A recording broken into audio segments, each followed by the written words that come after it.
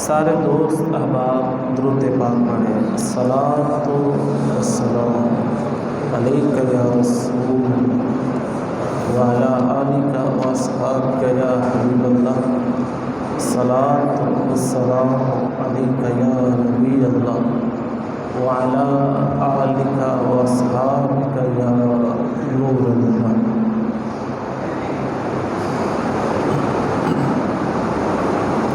مولا صلی وسلم دائما ابدا علی حبیبک خیر الخلق کلہم محمد سید القوم والثقلین والفریقین من عرب و من عجم یا اکرم الخلق مالم الوز بہ سواک عند حلول الحادث الامامی۔ عزیز دوستو، بزرگوں، آج جمعۃ الوداع ہے۔ یہ جمعۃ الوداع خاص ہے رمضان شریف کے ساتھ، کہ ویسے تو جمعے بعد میں بھی آئیں گے، لیکن اس کی شان عرف و اعلیٰ ہے۔ میں نے آپ کے سامنے ایک آیت پڑھی ہے جس کے آدھی آیت کا آج ترجمہ اور تفسیر اور کچھ آخر میں کوئی 5-8 منٹ صدقہ فطر کے بارے میں، رمضان کے الوداع کے بارے میں آپ کے سامنے انشاءاللہ بیان کرنے کی کوشش کروں گا۔ یہ یاد رکھ لیں کہ اگر کوئی مریض ہو اور ڈاکٹر جو ہے بڑا قابل ہو، اور اگر وہ کوئی پرہیز بتائے تو بعض اوقات ڈاکٹر سے پوچھا نہیں جاتا کہ تم مجھے یہ چیزیں منع کیوں کر رہے ہو۔ اگر ڈاکٹر کا کیلیبر، بلکہ اگر وہ اتنا بڑا ڈاکٹر ہے، پھر تو پوچھا ہی نہیں جائے گا کہ یہ ان چیزوں سے تم منع کیوں کر رہے ہو۔ لیکن جس ڈاکٹر کی میں بات کرنے لگا ہوں وہ ڈاکٹروں کا بھی خالق ہے، وہ طبیبوں کا بھی خالق ہے، وہ رازق ہے، وہ میرا اور آپ کا پیدا کرنے والا ہے۔ اس نے ہمیں 3 چیزوں سے روکا ہے۔ فرمایا وَيَنْهَىٰ عَنِ الْفَحْشَاءِ وَالْمُنکَرِ وَالْبَغْيِ، فرمایا بے حیائی اور گناہ اور سرکشی سے رک جاؤ۔ اس میں بڑی حکمتیں ہیں۔ وہ الگ بات ہے، حکمتیں سمجھ آ جائیں تو یہ بھی اچھا، لیکن حکمتیں سمجھ نہ آئیں یہ اس سے بھی اچھا، کیونکہ ہم ایمان لے کے آئے ہیں اللہ اس کے رسول پر۔ اللہ اس کے رسول کی باتیں ہمیں سمجھ میں آ جائیں یہ تو بڑا اچھا، نہ بھی سمجھ آئیں تو یہ اس سے بھی اچھا ہے، کیونکہ جو کہنے والا ہے اس کی باتیں حکمت سے خالی نہیں ہو سکتی۔ اس ذات نے فرمایا کہ تم فحش چیزوں سے بچ جاؤ، یہی تمہارے لیے بہتر ہے۔ اب اس کی تفسیر میں حضرت عبداللہ بن عباس رضی اللہ تعالی عنہ فرماتے ہیں، فرمایا فحشات سے مراد ایک تفسیر یہ ہے کہ زنا مراد ہے۔ اللہ تعالیٰ نے ایک اور موقع پہ ارشاد فرمایا لا تقربوا الزنا، فرمایا زنا کے قریب بھی نہ جاؤ، کرنا تو دور کی بات، زنا کے قریب بھی نہ جاؤ، یعنی زنا والے عوامل تمہارے ذہنوں میں ہونے ہی نہیں چاہیے۔ یہ نہیں کہا کہ زنا سے بچو، کہا زنا کے قریب، زنا کے قریب کرنے والی جو چیزیں ہیں، فرمایا اس تک بھی تم نہ جاؤ۔ نبی کریم صلی اللہ علیہ وسلم کی بارگاہ میں ایک صحابی آئے، عرض کی یا رسول اللہ صلی اللہ علیہ وسلم، میں ساری چیزیں چھوڑ سکتا ہوں لیکن زنا نہیں چھوڑ سکتا۔ یہ بات وہ تھی جو صحابہ کے مجمع میں تھی، اور وہ نئے نئے مسلمان ہوئے تھے، زمانہ جاہلیت کی ایک لت پڑی ہوئی تھی، نئے نئے مسلمان ہوئے تھے۔ اب اس بارگاہ میں اس نے سوال کیا جس بارگاہ میں فرشتے بھی آتے ادب سے سر جھکا لیتے ہیں، اس بارگاہ میں سوال کیا اس نے۔ اب صحابہ دور تھا کہ اس کو پکڑ لیتے، اس کو برا بھلا کہتے، میرے نبی کریم صلی اللہ علیہ وسلم نے اس کو پاس بلایا اور پاس بلا کے کہا کہ تم یہ چاہتے ہو؟ کہا سرکار بس میں یہ نماز میں پڑھوں گا، زکوٰۃ بھی دوں گا، حج بھی کروں گا، روزے بھی رکھوں گا، قرآن کی تلاوت بھی کروں گا، لیکن آقا زنا کی اتنی لت پڑ چکی ہے، زنا مجھ سے چھوٹتا نظر نہیں آ رہا۔ آئیں نبی کریم صلی اللہ علیہ وسلم کا حسن سلوک کی ایک مثال سنیں۔ حضور صلی اللہ علیہ وسلم نے فرمایا مجھے کچھ سوال کے تم جواب دے دو، پھر تمہاری جو مرضی ہے تم کرتے رہنا۔ اس نے کہا سرکار کون سے سوال؟ حضور صلی اللہ علیہ وسلم نے کہا کہ بھئی تمہاری ماں ہے؟ اس نے کہا حضور ماں الحمدللہ ماں ہے۔ کہا کہ اگر کوئی تیری ماں کے بارے میں یہ خیال کرے تمہیں کیسا لگے گا؟ کہا سرکار میں تو اس کا سینہ چھلنی کر دوں گا، میں تو اس کو قتل کر دوں گا۔ میری ماں کے بارے میں؟ تو سرکار نے فرمایا بتاؤ تمہاری گھر میں بہن؟ کہا سرکار بہن ہے، میں اس سے بڑا پیار کرتا ہوں، بڑا پیار کرتا ہوں۔ کہا کوئی بندہ اگر تیری بہن کے بارے میں یہی گمان جو تو ذہن میں رکھ کے بیٹھا ہے اگر یہی خیال کرے تمہیں کیسا لگے گا؟ کہا سرکار سیدھی بات اچھا نہیں لگے گا، میں تو اس کو چھوڑوں گا نہیں۔ کہا تمہاری گھر میں بیٹی؟ کہا الحمدللہ چاند سی 2 بیٹیاں مجھے اللہ نے دی ہیں، میں بڑا پیار کرتا ہوں اس کے ساتھ۔ میرے نبی کریم صلی اللہ علیہ وسلم نے فرمایا کہ اگر تمہاری بیٹیوں کے بارے میں یہ جو تم خیال کر رہے ہو کوئی بندہ اگر اس طرح کا خیال کرے تمہیں کیسا لگے گا؟ کہا حضور بڑا برا لگے گا، میری بیٹی کے بارے میں کوئی خیال کرے میں اس کو چھوڑوں گا نہیں، میری بہن کے بارے میں اگر کوئی خیال کرے میں اس کا سر اس کا تن سے جدا کر دوں گا، میری ماں کے بارے میں زنا والا کوئی خیال کرے میں اس کو نہیں چھوڑوں گا، خود مر جاؤں گا یا اس کو مار دوں گا۔ میرے نبی کریم صلی اللہ علیہ وسلم نے فرمایا بتاؤ جس کے بارے میں تم مجھ سے اجازت طلب کر رہے ہو وہ بھی کسی کی ماں ہوگی، وہ بھی کسی کی بہن ہوگی، وہ بھی کسی کی بیٹی ہوگی۔ کہا جس کے بارے میں تم یہ کہتے ہو کہ میری ماں کے بارے میں ایسا نہیں ہونا چاہیے، میری بیٹی کے بارے میں کوئی اس طرح کا خیال کرنے والا نہیں ہونا چاہیے، میری بہن کے بارے میں اس طرح کا کوئی ذہن رکھنے والا نہیں ہونا چاہیے، بھائی بتاؤ تم مجھ سے زنا کی اجازت طلب کرتے ہو، جس کے ساتھ تم زنا کے قریب جاؤ گے وہ بھی کسی کی بیٹی ہوگی، وہ بھی کسی کی بہن ہوگی، وہ بھی کسی کی ماں ہوگی۔ سمجھانے کا انداز اس طرح کا تھا، حضور کی باتیں وہ ڈراپ کی شکل میں اس کے دل پر اس طرح اثر کی، آقا کی باتیں وہ حسن اخلاق کا آقا نے وہ نمونہ پیش کیا۔ بات ابھی ختم نہیں ہوئی، وہ اس نے سر جو ہے نبی کے قدموں میں جھکا دیا، کہا آقا مجھے معاف فرما دے، آج کے بعد میں کوئی گناہ نہیں کروں گا۔ یہ میرے نبی کریم صلی اللہ علیہ وسلم کا سمجھانے کا انداز دیکھیں، بتانے کا انداز دیکھیں۔ نبی کریم صلی اللہ علیہ وسلم نے فرمایا کہ اس سے بڑھ کر کوئی گناہ نہیں ہو سکتا جو زنا کے قریب جاتا ہے۔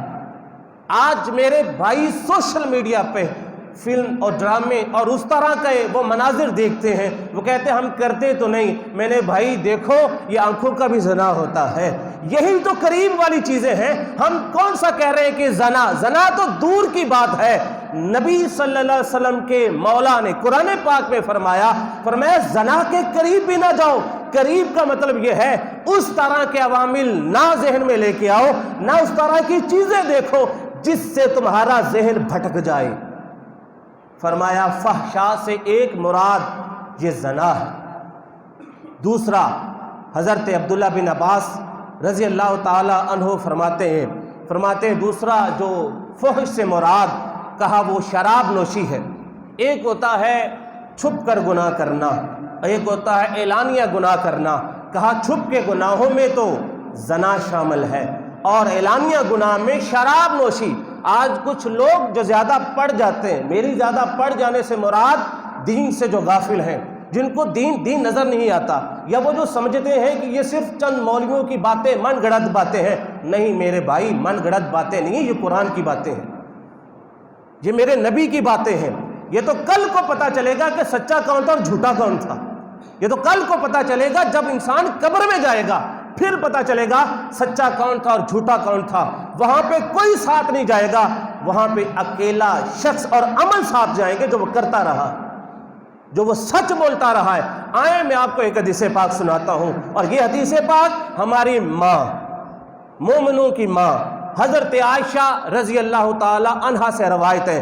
کہا نبی کریم صلی اللہ علیہ وسلم نے فرمایا نیک اعمال کرتے رہو، اور حضور نے 3 بھائیوں کی مثال دی، 3 بھائیوں کی مثال دی۔ کہا ایک بھائی اگر دنیا سے جا رہا ہو اور وہ 3 بھائیوں کو پاس بلائے اور بلا کر پہلے سے کہے یار تو میرا بھائی ہے، پہلے سے پوچھے، کہا بھائی میں بھائی ہوں، میرے لیے کیا حکم ہے؟ تو وہ بھائی جو دنیا سے جا رہا ہے وہ اس سے کہے تم بتا میرے لیے کیا کر سکتا ہے؟ وہ بھائی کہے تیرے لیے میں سب کچھ کر سکتا ہوں، تیرے لیے میں اپنی نوکری چھوڑ سکتا ہوں، تیری خدمت کروں گا، تیرے پاؤں دباؤں گا، جہاں پہ لے کے جانا ہوگا ہسپتالوں میں تمہیں میں لے کے جاؤں گا، تو پریشان نہ ہو، تیرے لیے سب کچھ کروں گا، تو ہمارا بڑا بھائی تھا، تو نے ہمیں بچپن میں پالا تھا، پوسا تھا، تم میں ہمیں باپ بھی نظر آتا ہے، بڑا بھائی بھی نظر آتا ہے۔ کہا جو ہو سکا ہم کریں گے۔ لیکن وہ جانے والا بھائی کہتا ہے کہ بھائی ایک کام ہے جو تم سے میں لینا چاہتا ہوں۔ وہ کہتا ہے کیا؟ وقت کہا میں دیتا ہوں تمہیں، میں سب کچھ، میں اپنے بیوی بچوں کو وقت نہیں دوں گا، تمہیں وقت دوں گا۔ جانے والا بھائی کہتا ہے بھائی بات یہ ہے جس سفر میں میں جا رہا ہوں وہاں پہ میں اکیلا ہوں گا، تنہا ہوں گا، لوگ مجھے اٹھائیں گے، منو تلے مٹی کے نیچے دفن کر دیں گے اور اوپر سلیپے رکھیں گے اور مٹی ڈال دیں گے، میرے ساتھ کوئی نہیں ہوگا۔ کہا میں نے ساری زندگی بھائی تمہارا خیال رکھا ہے، باپ بن کر تمہیں پالا ہے، تمہیں میں نے کسی چیز کی کمی نہیں آنے دی، لیکن آج دنیا میں سے جا رہا ہوں، ایسے کرو چند لمحے قبر میں میرے ساتھ گزار لینا، وہاں پہ تنہائی ہوگی، وحشت ہوگی۔ وہ بھائی کیا کہے گا؟ وہ بھائی کہے گا اس بھائی کی تو عقل سٹیا گئی ہے، اس بھائی کی تو عقل ختم ہو گئی ہے۔ وہ کہے گا بھائی مر تو رہا ہے، ہم تو نہیں رہے، مر تو رہا ہے، دنیا سے تو جا رہا ہے، ہم نہیں جا رہے۔ وہ جانے والا کہے گا، دوسرے سے پوچھے گا ارے بتاؤ تم میرے لیے کیا کر سکتے ہو؟ وہ کہے گا میرے پاس بھائی مال بڑا ہے، گھر میں گراج میں کاریں بھی کھڑی ہیں، پجاروں بھی کھڑی ہیں، میرے پاس فیکٹریاں بھی ہیں، میرے پاس کوٹھیاں بھی ہیں، میرے پاس بینک میں بیلنس بھی بڑا ہے۔ بھائی تو کہے گا سب کچھ تیرے اوپر نچھاور کر دوں گا، میں بینک بیلنس کا خیال نہیں رکھوں گا، میں اپنی فیکٹری بھی بیچ دوں گا، میں اپنی کوٹھی بھی بیچ دوں گا، میں اپنا سب کچھ بیچ دوں گا، لیکن بھائی تمہیں بچانے کی میں پوری کوشش کروں گا، تمہارے اوپر میں پیسہ نچھاور کر کے رہوں گا۔ لیکن وہ جانے والا کہتا ہے نہیں یار آج پیسے کی فکر نہیں ہے، آج مجھے فکر یہ ہے جس سفر پہ میں جا رہا ہوں وہاں پہ میں اکیلا ہوں گا، جس سفر پہ میں جا رہا ہوں وہاں پہ میں اکیلا ہوں گا۔ کہا ایسے کر ایک رات، چلے رات نہیں چند لمحے ہی، وہ نئی جگہ ہوگی، نیا مکان ہوگا، وہ نیا میرا گھر ہوگا۔ کہا سارے چلے جائیں گے، تو میرا بھائی ہے نا یار، مجھے مال کی نہیں، آج تو ایسے کر میرے ساتھ قبر میں چلا جا۔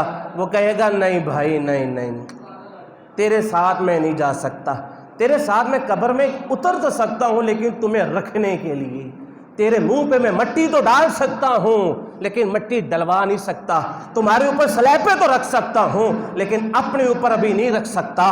بھائی تو مر جائے گا، تیرے ساتھ کون رہے گا؟ کہا رات تو دور کی بات، لمحے تو دور کی بات، کچھ لمحے بھی میں تیرے ساتھ نہیں گزار سکتا۔ تیسرے بھائی سے وہ بھائی پوچھے گا بتا تو میرے لیے کیا کر سکتا ہے؟ وہ بھائی کہے گا میرے بھائی بتا میں تیرے لیے کیا کر سکتا ہوں؟ کہا یہی پوچھ رہا ہوں جو پہلے دونوں سے پوچھا ہے۔ وہ بھائی کہے گا بھائی بات ہے ساتھ جانے کی، میں قبر میں بھی تیرے ساتھ رہوں گا اور حشر میں بھی تیرے ساتھ رہوں گا۔ کہا آج سارے چھوڑ جائیں گے تمہیں، کوئی بات نہیں بھائی، تو نے میرے لیے اتنا کیا ہے، میں قبر میں بھی تیرے ساتھ رہوں گا، جب قبر سے تو اٹھے گا تب بھی ساتھ ہوں گا، اور حشر جب کا میدان لگے گا میں تب بھی ساتھ ہوں گا، اور حوض کوثر کا میدان ہوگا میں تب بھی ساتھ ہوں گا، اور میزان عمل پہ تیرے نامہ اعمال تولے جائیں گے میں تب بھی ساتھ ہوں گا۔ میرے نبی کریم صلی اللہ علیہ وسلم نے مثال سے سمجھایا، کہا پہلا جو بھائی ہے اس کی مثال اہل و عیال کی ہے، بیوی بچوں کی ہے، ماں ہے، بیٹے کا جنازہ گھر سے اٹھے گا، پلو سے آنسو پوچھ کے گھر کی دہلیز سے باہر نہیں نکلے گی، آج بہن بھائی کے جنازے کو باہر گھر سے نکال دے گی، آج بھائی بھائی کے جنازے کو کندھا تو ضرور دے گا، آج جو یار دوست احباب باپ بھی ہے، جو بیٹا اگر گھر نہیں آیا آج وہ تڑپتا ہے، آج بیٹے کو بھی اس کے سپرد کرنے لگا ہے جہاں سے اس کا بیٹا واپس نہیں آئے گا، آج بیوی شوہر کو اس کے سپرد کرنے لگی ہے جہاں سے شوہر کبھی واپس نہیں آئے گا۔ کہا آج پہلا بھائی اس کے اہل و عیال ہے، اہل و عیال قبر میں ساتھ نہیں جائیں گے، اور دوسرے بھائی کی مثال دولت کی ہے، مال کی ہے۔ کہا دیکھتے نہیں ہو کفن کے اوپر جیب بھی نہیں ہوتی، اگر گلے میں لاکٹ ڈالا ہے وہ بھی اتار لیا جائے گا، ہاتھ میں گھڑی پہنی ہے وہ بھی اتار لی جائے گی، اگر زرق برق لباس پہنا ہے، اگر اکڑ گیا جسم تو کینچی سے کاٹ کے یہ مسئلہ پوچھتے پھریں گے قاری صاحب سے، قاری صاحب وہ صابن جسم پہ لگایا تھا بھائی کا، اسی استعمال کر سکتے ہیں کہ نہیں کر سکتے؟ جو بھائی پہلے سارے بھائی مل کر صابن ایک استعمال کرتے تھے اور ٹاول ایک استعمال کرتے تھے، آج بھائی وہ مسئلہ پوچھتے ہیں اس کا تولیہ ہم بھی استعمال کر سکتے ہیں کہ نہیں کر سکتے؟ اس کے جسم پہ جو صابن لگا ہے ہم بھی استعمال کر سکتے ہیں کہ نہیں کر سکتے؟ کہا دوسرے سے مراد اس کی دولت ہے، دولت ساتھ نہیں جائے گی، نہیں جائے گی، بینک بیلنس ساتھ نہیں جائے گا، جیبیں خالی کر دی جائیں گی، اکیلا کفن ہوگا، اسی سیٹھ صاحب کا وہی کفن جو فقیر کا کفن ہے۔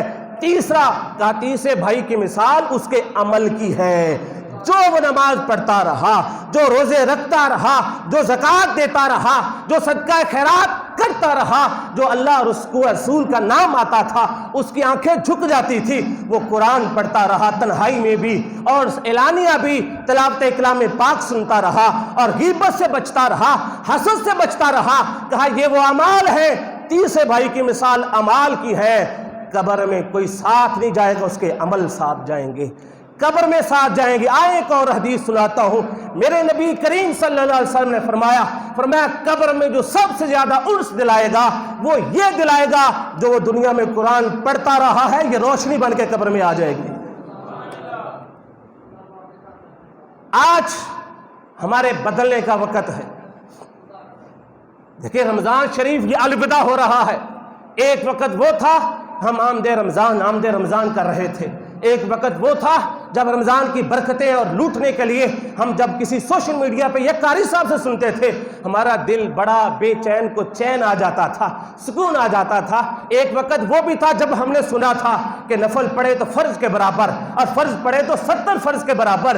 اب وہی رمضان ہم سے جدا ہو رہا ہے، وہی سحری کی جو برکتیں ہیں جو صبح سویرے اٹھتے ہیں وہ ماند پڑ جائیں گی، وہی افطاری کی جو برکتیں ہیں جس کے بارے میں میرے نبی نے فرمایا اللہ بڑا خوش ہوتا ہے جب انسان کے سامنے پھل پڑے ہو، کھجور پڑی ہو، پانی پڑا ہو اور اس کو کھا نہ رہا ہو، اور اللہ فرشتوں کو کہتا ہے فرشتوں کھاتے کیوں نہیں ہو، کھاتے کیوں نہیں ہے؟ وہ کہے گا مولا یہ اعلان کر رہے ہیں کہ قاری صاحب جب اعلان کریں گے جب تیرا حکم ہوگا تب کھجور کھائیں گے، تیرے اعلان کے اوپر رکے ہوئے ہیں، بار بار وقت دیکھتے ہیں، آج 45 منٹ پہ کھلنا ہے، آج 46 پہ کھلنا ہے، آج 47 پہ کھلنا ہے، آج 48 پہ کھلنا ہے، جب اعلان ہوتا ہے تب کھجور کھاتے ہیں۔ اللہ فرماتا ہے یہ ادا مجھے اتنی پسند آئی ہے، فرشتوں گواہ ہو جو میں نے ان کو بخش دیا ہے۔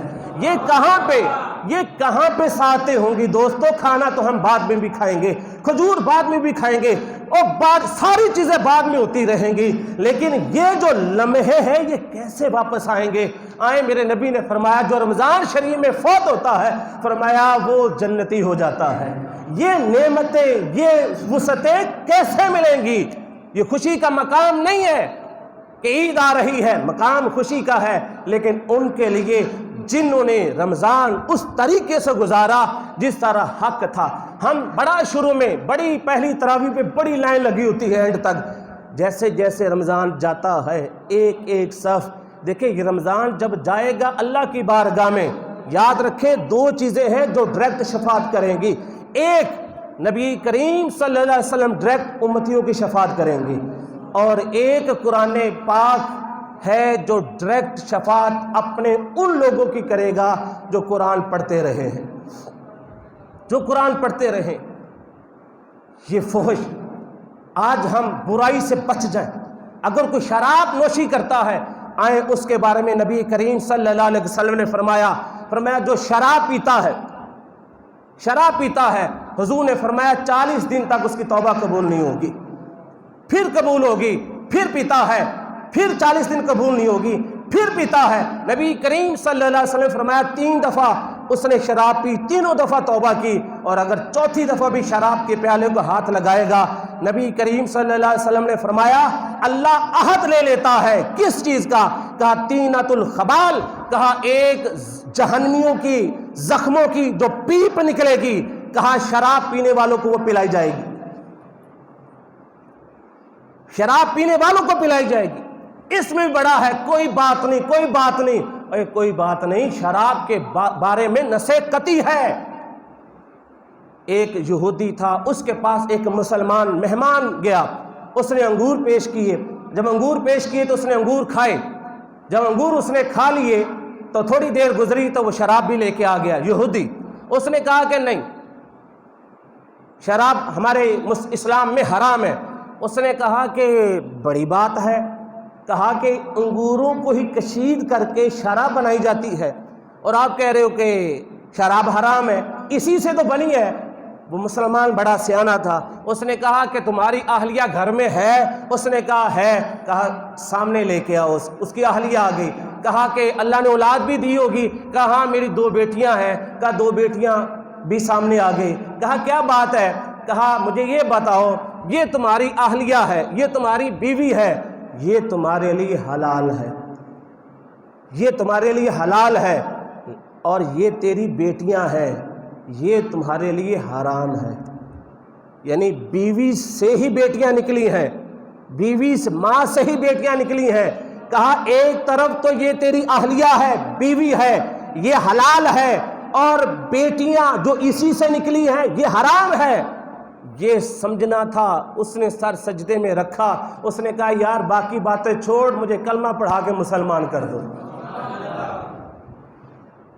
حکمتیں سمجھ آ جائے تو یہ بھی اچھی بات، حکمتیں سمجھ نہ آئے تو یہ اس سے بھی اچھی بات۔ یہ جھولی چل رہی ہے، چلتے چلتے کہاں تک پہنچ گئی ہے بھائی؟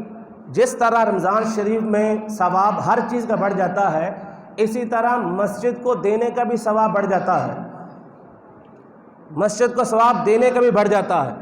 تو اب ظاہر ہے کہ جھولی بیک گیئر تو نہیں اس کا لگ سکتا، لیکن یہ بات سن کے جس کا اور تھوڑا سا دل کرے وہ بعد میں، یعنی جمعے کے بعد اس کی بابا جی کی پاس چلا جائے اور بڑھ چڑھ کر، بعد میں پتہ نہیں موقع ملے گا کہ نہیں ملے گا، آج موقع ہے تو بڑھ چڑھ کر اس کی وہ کیجیے گا، خدمت کیجیے گا۔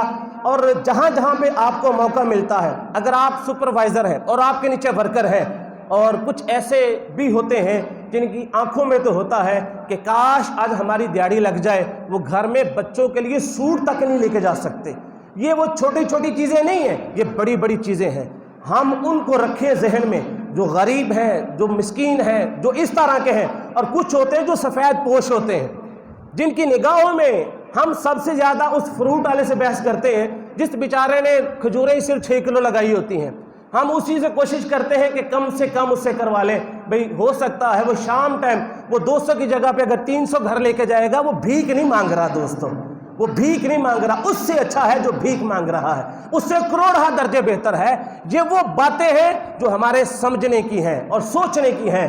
اسی طرح ہمارے مسجد کے جو خادمین ہیں، آپ ان کو بھی ذہن میں رکھیے گا۔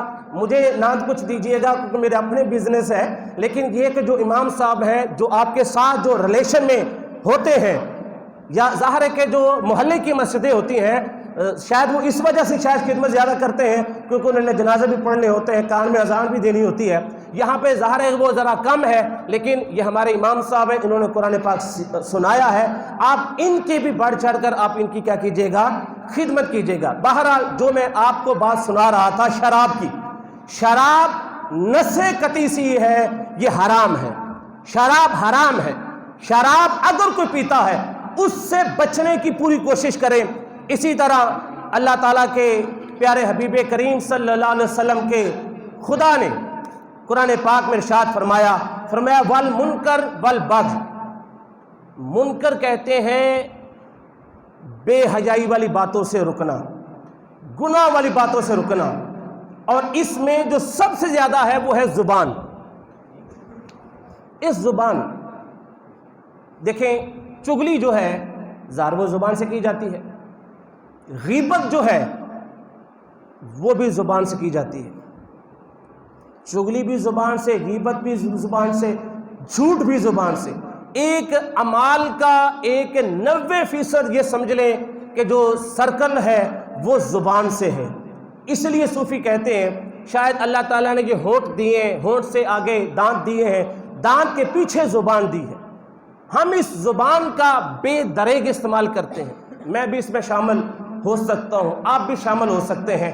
آج ہمارے پاس موقع ہے، ہم سے رمضان شریف جدا ہو رہا ہے، ہم اس کو کچھ گفٹ دیتے جائیں اپنا محاسبہ کر کے کہ ہم اس زبان سے جتنا حد الامکان ہو. میرے نبی کریم صلی اللہ علیہ وسلم نے فرمایا صحابہ مجھے 2 چیزوں کی ضمانت دے دو، میں تمہیں جنت کی ضمانت دے دیتا ہوں. مجھے 2 چیزوں کی تمہیں گارنٹی دے دو، میں تمہیں جنت کی گارنٹی دے دیتا ہوں. عرض کی یا رسول اللہ صلی اللہ علیہ وسلم وہ کون سی 2 چیزیں ہیں؟ فرمایا بین لحیتین، فرمایا دو جبڑوں کے درمیان، 2 جبڑوں کے درمیان یعنی زبان، اور بین رجلین، اور جو 2 ٹانگوں کے درمیان یعنی شرمگاہ. میرے نبی کریم صلی اللہ علیہ وسلم نے فرمایا جو 2 ان چیزوں کی مجھے ضمانت دے گا وہ مجھ سے لکھوا لے، ضمانت لے لے، وہ جنتی ہو گیا. 2 چیزوں کی. اس زبان سے اگر ہم جھوٹ بولتے ہیں، جھوٹ نہ بولیں. اس سے ہم غیبت کرتے ہیں. غیبت کیا ہے؟ غیبت یہ ہے، ایک نبی کریم صلی اللہ علیہ وسلم کی بارگاہ میں کہا گیا حضور ایک عورت آئی تھی، اس کا قد چھوٹا سا تھا. حضور نے فرمایا کہ یہ تم نے غیبت کر لی ہے. حضور اس کا قد ہی چھوٹا تھا، فرمایا یہی تو غیبت ہے، یہی تو غیبت ہے. آج یہ عام ہے کہ تم تو کالے ہو، تم تو کالو ہو، تم تو پھینے ہو، تم تو لنگڑے ہو، تم تو یہ ہو. غیبت کی تعریف سن لیں. غیبت کی تعریف یہ ہے سامنے اگر کوئی اس طرح کا اس کے سامنے کہا جائے کہ تم تو کالے ہو اور اس کے چہرے کا رنگ متغیر ہو جائے، پریشان ہو جائے کہ یار رنگ کالا ہے تو میرا تھوڑی بنایا ہے، یہ تو اللہ کا بنایا ہوا ہے، یہ تو اللہ کا بنایا ہوا ہے رنگ. تو کہا چہرے کا رنگ اگر چینج ہو جائے سمجھ لے کہ اس کو برا لگا ہے، اور پیٹھ پیچھے یہ کہنا وہ تو کالا تھا، وہ تو پھینا ہے، وہ تو یہ ہے، یہی غیبت ہے. اسی کو غیبت کہتے ہیں. اور معراج کی رات نبی کریم صلی اللہ علیہ وسلم نے فرمایا کچھ لوگ ایسے میں نے دیکھے جن کے ناخن تانبے کے تھے اور وہ چہروں کو نوچ رہے تھے اور سینوں کو نوچ رہے تھے. حضور نے پوچھا جبریل علیہ السلام یہ کون ہے جو چہروں اور سینوں کو نوچ رہے ہیں؟ میرے نبی کریم صلی اللہ علیہ وسلم کو بتایا گیا کہ حضور یہ وہ اشخاص ہیں جو دنیا میں غیبت کیا کرتے تھے. پھر ایک اور منظر معراج کی رات حضور نے دیکھا، کچھ جو ہے وہ چھاتیوں کے بل لٹکے ہوئے ہیں چھتوں سے. حضور نے پوچھا جبریل یہ کون ہے جو اتنی بے دردی سے لٹکے ہوئے ہیں؟ عرض کی یا رسول اللہ یہ وہ لوگ ہیں جو دنیا میں غیبت کیا کرتے تھے.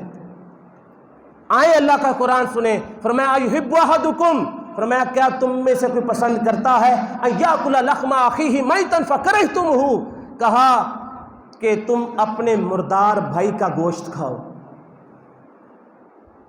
زندہ بھائی کا گوشت کا انسان تصور نہیں کر سکتا، زندہ کا تصور نہیں کر سکتا، مرے ہوئے بھائی کا گوشت. اللہ نے فرمایا ہاں تم ناپسند کرو گے، یہی تو غیبت ہے.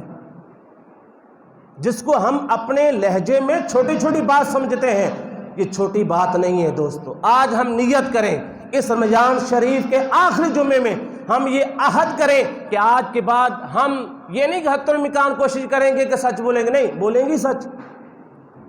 یہ کیا ہے کہ کوشش کریں گے، بولیں گے سچ، اور کوشش کریں کہ آج کے بعد ہم کوئی چغلی نہیں کریں گے، غیبت نہیں کریں گے۔ نبی کریم صلی اللہ علیہ وسلم نے فرمایا برائی کو روکنے کے 3 طریقے ہیں۔ نمبر 1، من رأى منکم منکرا، فرمایا کہ جو تم ایسے اگر کوئی برائی دیکھتا ہے نا تو اپنے ہاتھ سے روکے، اپنے ہاتھ سے روکے۔ ظاہر ہے کہ ہاتھ سے روکنے والا یہ تو گورنمنٹ کے پاس، یا اگر باپ ہے تو بیٹوں کو بھی ہاتھ سے روک سکتا ہے، بیٹوں کو بھی روک سکتا ہے۔ استاد ہے تو وہ بھی ہاتھ سے تھوڑا بہت روک سکتا ہے اس دور میں، تو بڑا بھائی ہے تو وہ بھی چھوٹے بھائی کو تدبیر کے ساتھ، پلاننگ کے ساتھ اس کو روک سکتا ہے۔ تو اپنے ہاتھ سے برائی کو روکے، یہ پہلا درجہ۔ اور نمبر 2 کہا کہ اگر برائی کو روکنے کی ہاتھ سے طاقت نہیں نا تو پھر ایسے کرے، زبان سے روک لے، زبان سے روک لے۔ اور زبان سے بھی ایسے ہے سمجھانے کا انداز، بڑا بھائی ہے وہ چھوٹے بھائی کو سمجھائے، استاد ہے وہ شاگرد کو سمجھائے، اگر خطیب صاحب ہے تو وہ ممبر پر بیٹھ کر جتنی اس کی زبان چلتی ہے اس پہ سمجھائے۔ تو یہ زبان سے سمجھانے کا ایک طریقہ ہے۔ اور نمبر 3 میرے نبی کریم صلی اللہ علیہ وسلم نے فرمایا تیسرا یہ ہے، دل میں برا جان لے، دل میں برا جان لے۔ لیکن ساتھ ایک اور ارشاد فرمایا، یہ دل والا تو ایسی سارے ہی ہے تقریباً، ایک پورا زیادہ طبقہ ہے دل والا ہی ہے، دل میں برا جان رہے ہیں۔ لیکن آئے ساتھ ایک اور بھی ایڈیشن ہے، کیا فرمایا؟ وَذَلِكَ أَضْعَفُ مِنَ الْإِيمَانِ، فرمایا یہ ایمان کا کمزور ترین سطح ہے، جس سطح پہ ہم سارے کھڑے ہیں کہ دل میں برا جان لیا۔ نبی کریم صلی اللہ علیہ وسلم نے ایک کشتی کی مثال دی، فرمایا ایک کشتی ہو اور وہ اس کی 2 منزلیں ہوں، اور اوپر والے بھی کچھ لوگ ہوں اور نیچے والے بھی کچھ لوگ ہوں۔ نبی کریم صلی اللہ علیہ وسلم نے فرمایا اگر نیچے والوں کے ذہن میں کوئی خیال آ جائے کیا کہ اس کو ہم نیچے سے کشتی کو اکھاڑتے ہیں تاکہ پانی سیدھا سیدھا ہی ہم لے سکیں، تو کہا اگر نیچے والے کشتی کو توڑنے کی کوشش کرتے ہیں اور اگر اوپر والے کہیں کہ نیچے والا دے تھلے والا دے تھلے والا کام میں ہم تو اوپر ہیں، ہمیں تو کوئی مسئلہ نہیں ہے، تو حضور نے فرمایا جب نیچے والے پہ وبال آئے گا تو اوپر والے پر بھی آئے گا، جب نیچے والی تہ میں پانی آئے گا تو اوپر والے بھی نہیں بچیں گے، اوپر والے بھی اندر تشریف لے آئیں گے۔ آج المیہ یہ ہے کہ بھائی تم اپنی فکر کرو، ہم اپنی فکر کرتے ہیں، بھائی نہیں، کہیں یہ نہ ہو کہ ہم آزمائش میں پھنس جائیں۔ پھنس کیا جائیں؟ پھنسے ہوئے ہیں، پھنسنا کیا ہے؟ پھنسے ہوئے ہیں۔ ہم اس کو ہم چینج کریں، ہماری جہاں تک کوشش ہے ہم اس کو بدلیں۔ اور آگے اللہ تعالیٰ کے قرآن پاک میں ارشاد ہے، فرمایا والبغض، اور کہا سرکشی والے کام نہ کرو، سرکشی والے کام نہ کرو۔ اب جیسے ہی یہ چاند رات آئے گی، جو لوگ اعتکاف پہ بیٹھے ہیں، داڑیاں بھی سجائی ہوں گی، ظاہر ہے انہوں نے، جیسے جاتے ہیں سیدھے ہی جاتے ہیں، حمام جاتے ہیں، پہلے قرآن کی تلاوت، پھر اگر ان سے کہا جائے کہ سارے ایک طرح کے نہیں ہیں، میں ان کی بات کر رہا ہوں جو اس طرح کے ہیں، سارے اس طرح کے نہیں ہیں، وہ جائیں گے اور سب سے پہلے شاپنگ کرنے جائیں گے۔ کوئی ان سے کہہ دے بھائی تو مغرب پڑھ کے آ گیا تھا، عشاء بھی پڑھ لے، تو وہ کہتا ہے قاری صاحب نے مسئلہ بتایا تھا ساری رات ہی پڑھ سکتے ہیں۔ واہ، پہلے تو کبھی جماعت نہیں چھوٹی تھی، مسجد میں تھا، آج قاری صاحب کے اس طرح کے مسئلے تمہیں ذہن میں آ رہے ہیں، اس طرح کے ذہن میں مسئلے آ رہے ہیں۔ بھائی ہم اپنے آپ کو چینج کریں۔ یہ رمضان شریف میں ہمیں بڑی چیزوں کے بارے میں بتایا جا رہا ہے، کیا؟ فرمایا لعلکم تتقون، تم متقی بن جاؤ۔ اور اگر ہم متقی نہ بنیں تو پھر خیال کر لیں کہ ہمارے روزے کیسے گزرے ہوں گے۔ یہ روزوں کا مقصد یہ تھا، کھانا پینا جماع، یہ تینوں چیزیں وہ ہے جن کے بغیر انسان رہ نہیں سکتا۔ اللہ نے اس پہ پابندی لگائی ہے، تم بھوکے رہو تاکہ تمہیں ان کا خیال رہے جو لوگ بھوکے سوتے ہیں، ان کا خیال رہے جو لوگ بھوک سے سوتے ہیں۔ بھوک سے منع کر دیا، کھانے سے منع کر دیا، تم جتنی مرغن غذائیں کھاتے ہو روزے میں ہو وہ مرغن غذائیں تمہارے لیے حرام ہے۔ ایک فلسفہ یہ سمجھانا تھا بھائی ان کا خیال کر لو جن کے گھر میں کئی دن تک کھانا نہیں پکتا۔